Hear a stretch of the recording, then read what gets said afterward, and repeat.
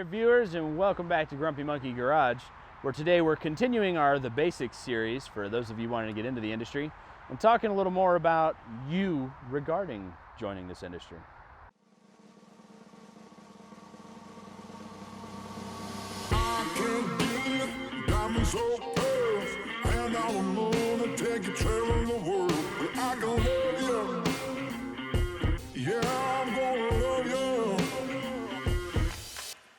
I'll give you all of what I've got. The fancy finds, baby, I have not. Just gonna love you.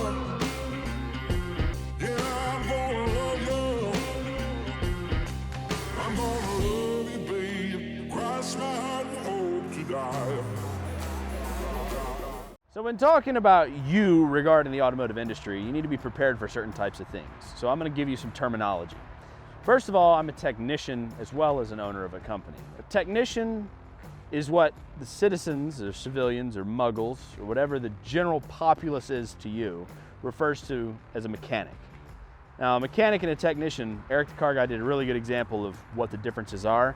But a technician, you're a professional. They're coming to you to get their car fixed. You need to be a professional, you need to be knowledgeable, and you need to look the part. You'll notice I'm not wearing any of my Grumpy Monkey Garage attire today. I'm wearing stuff you can buy at Walmart for around $30. Some Dickies top wear, some black dress pants. I've got a baseball hat on because it's gross working in this industry and I want a hat.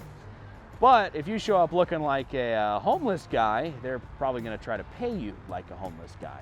If you want to get the big ball of dollars, you got to look like you're earning big ball of dollars. Not necessarily that that's in every case. Sometimes you're going to look disgusting in this industry, but you want to try and keep it clean and professional. That's very important to people. So along with technician, we also have other people that are going to work around you in the industry. You might have a service advisor, especially if you work at a dealership, you're going to have a service advisor. The technicians or mechanics do not deal with the customers at dealerships. Usually, I would say 95% of the time, you won't.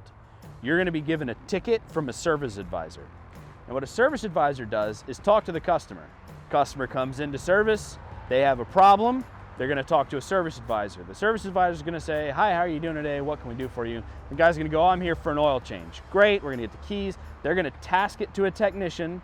They're going to turn around and give the ticket into the ticket booth. Now you as a tech are going to only see that half, where they come up and get the ticket. Okay, this guy needs an oil change.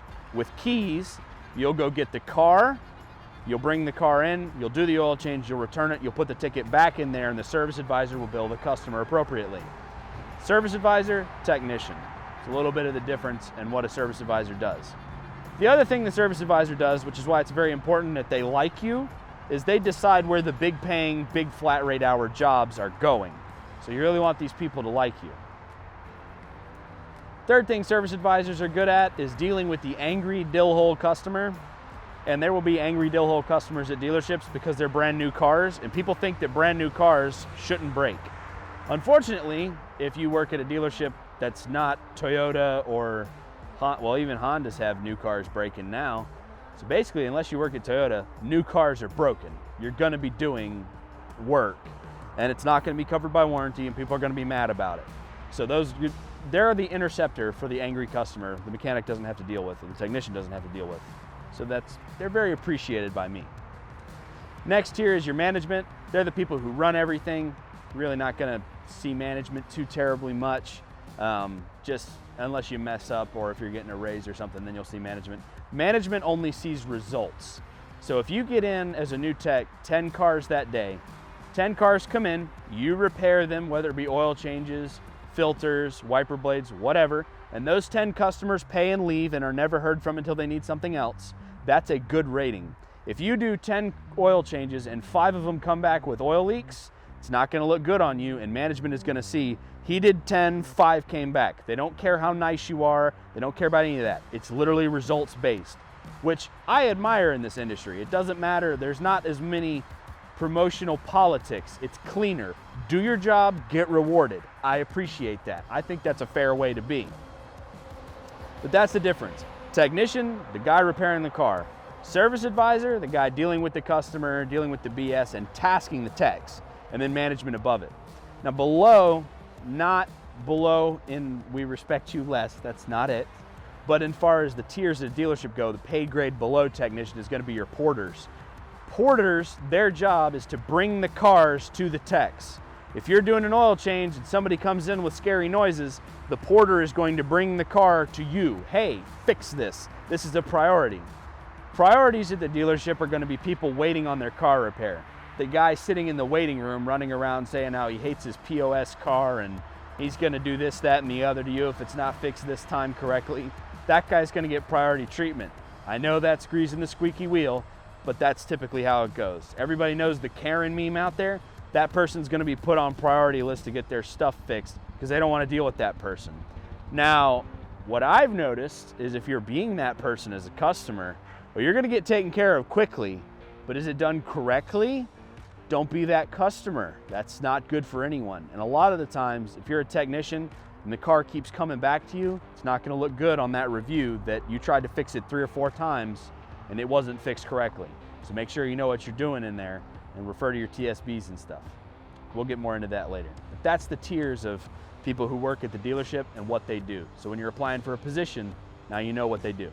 All right, so I just mentioned TSBs and I realize I haven't gone over them, and it fits perfectly here when you're looking for jobs to know what TSBs are. A TSB is a technical service bulletin. What that means is the manufacturer knows that they've made a mistake and it's such a common problem that they've published advice on it. So if you get a car in,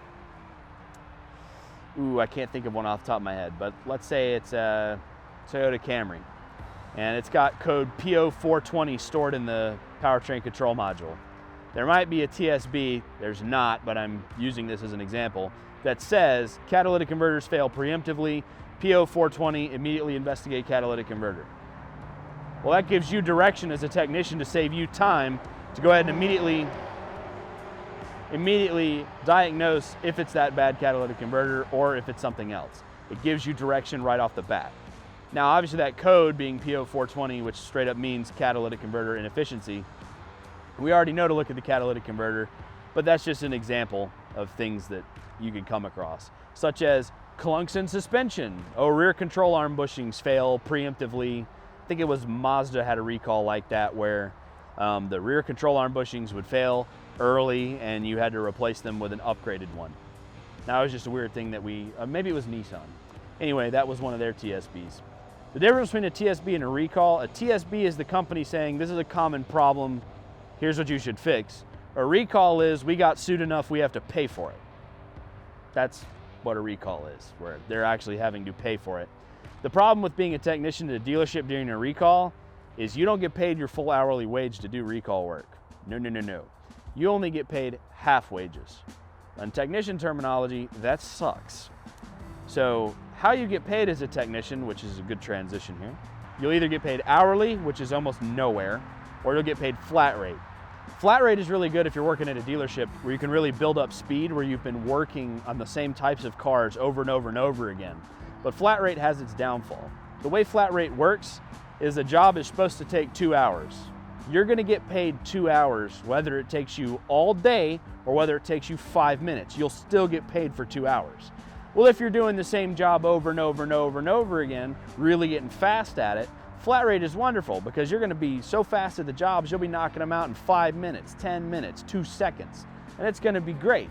So you can really up your pay. In fact, it's not unheard of to bill more than a day's work. So if you work 8 hours, you might actually bill 10, 12 hours of labor in that day because you were fast at getting those repairs done. The counter to that is you might break off the first bolt and be on a 1 hour job all day long and only make an hour for an 8 hour day. That happens as well. The goal is for it to balance out in the end.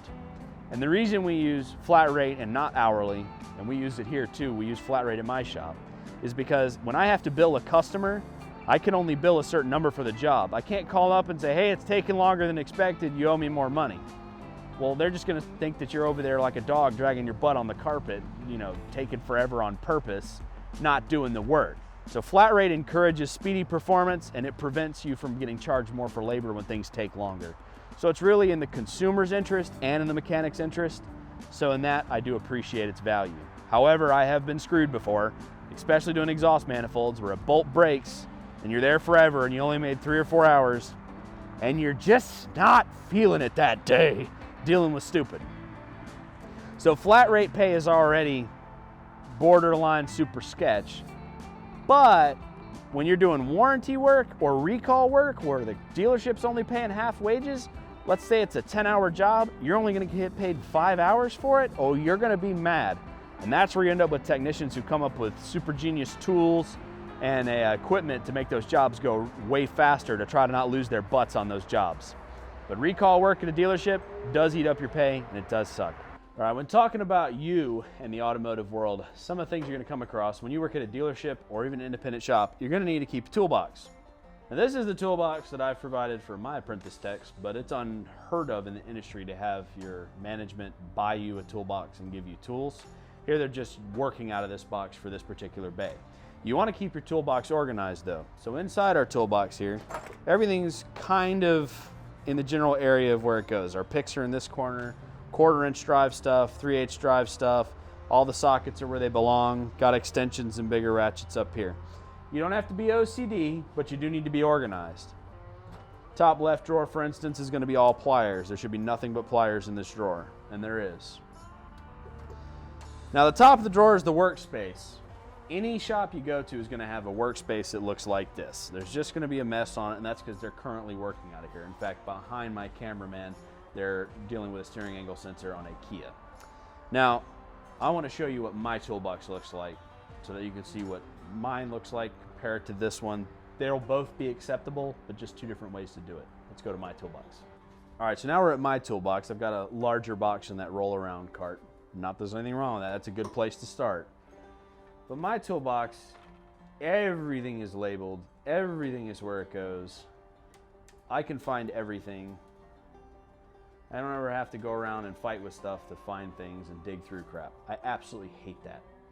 So for my toolbox, I keep everything right where it belongs, because every second you spend looking for something is a second you're not getting paid for.